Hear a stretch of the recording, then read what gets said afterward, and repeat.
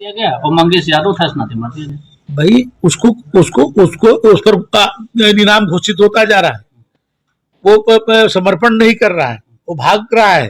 करना चाहिए, न्यायालय के सामने करना चाहिए। उसने नहीं किया तब तो मुठभेड़ हुआ। तो ये कहना, और भी बहुत सारी जातियों के लोग मुठभेड़ में मारे गए, क्यों नहीं अखिलेश यादव जी बोले? एक यादव मर रहा है तो चिल्लाने लगे। तो ये जातिवादी राजनीति कर रहे हैं, और जातिवाद से ऊपर उठे, देश और प्रदेश के बारे में सोचें, और कानून का राज स्थापित होने दें। वो जंगल राज न बनाए। उनके समय में जंगल राज था और लोग यहाँ से पलायन कर रहे थे। आज दुनिया से लोग भारत में, उत्तर प्रदेश में आ रहे हैं। सर एक और उनका विवादित बयान आया जो मठ और माफिया में अंतर नहीं, मठाधीश और संत, मतलब संत नाराज हैं उनके बयान अब से। तो अब आप स्वयं सोचिए कि संत और माफिया दोनों को एक कर रहे हैं। अब आप सोच सकते हैं कि अब इस पर हम लोग क्या बोल सकते हैं? इस पर कोई दिन और रात को एक कर दे तो इस पर आदमी क्या कह सकता है? कोई देखिए, रात भी वही है जो दिन है। भाई रात में दिखता नहीं है, दिन में जो है सबको दिखता है। तो संत और अपराधी एक ही बता रहे। तो ये तो आप स्वयं आकलन करिए, प्रदेश की जनता आकलन करे, देश की जनता आकलन करे। हम लोग क्या तो घर जाते हैं और संतों को माफिया बता रहे हैं। जितने अपराधी थे, आप देखिए, उनके पार्टी के कोई सांसद था, विधायक था, और अब अपराधियों के ही बल पर सरकार चलाते थे।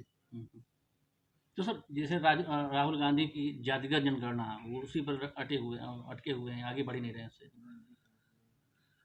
देखिए, संसद में भी हमारे अनुराग ठाकुर जी ने राहुल जी के लिए कहा कि जिसको स्वयं जाति के पता नहीं, वो दूसरे की जाति जनगणना की बात करता है।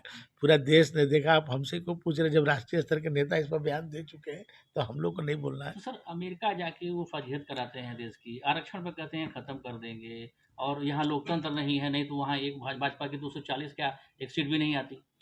इस देश पर सबसे ज्यादा शासन किसने किया है? कांग्रेस पार्टी ने। राहुल गांधी जी को कौन रोका था इस देश में? कोई भी जो उनको अच्छा लगता था कि ये देश के लिए अच्छी चीज है, तो उसको उनको इम्प्लीमेंट करना चाहिए था। भाई मोदी जी तो अभी 10 साल ही सरकार चलाए। उसके पहले सरकार किसने चलाया? सबसे ज्यादा उन लोगों ने ही चलाया। कोई उनको रोका था? इस देश की समस्या तो उन लोगों ने ही पैदा किया। यदि ये सब चीजें कर दिए होते तो आज मोदी जी को करने की जरूरत नहीं थी। सर जो 10 विधानसभा के चुनाव होने वाले हैं, क्या भाजपा के लिए बहुत बड़ी चुनौती है? कोई चुनौती नहीं। भारतीय जनता पार्टी 10 को 10 सीट जीतेगी। लेकिन लोकसभा का जो रिजल्ट आया, लोकसभा का रिजल्ट, आप एक रिजल्ट की आप लेके चल रहे हैं। आप 14 से लगातार क्यों नहीं देख रहे हैं? 14 में कौन जीता? अखिलेश यादव जी मुख्यमंत्री थे, उनके पैरों तले जमीन खिसक गई, उनको पता नहीं चला। 17 में वो मुख्यमंत्री थे, प्रचंड बहुमत से भारतीय जनता पार्टी बनी।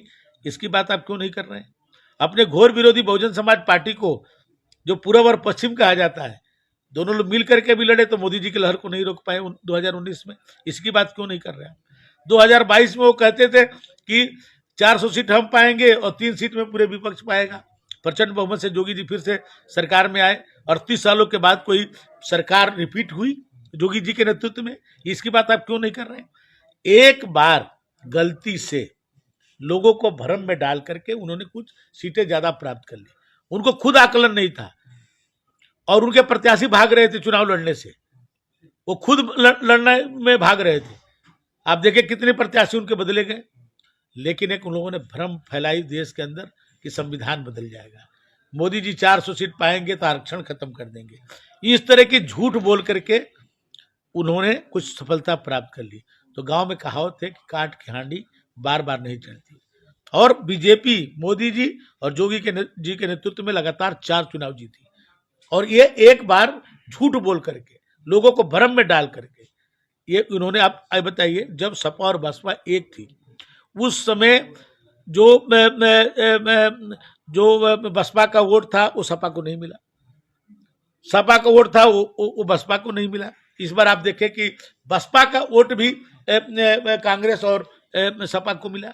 ये केवल झूठ बोल करके आरक्षण समाप्त कर देंगे, ये संविधान बदल देंगे।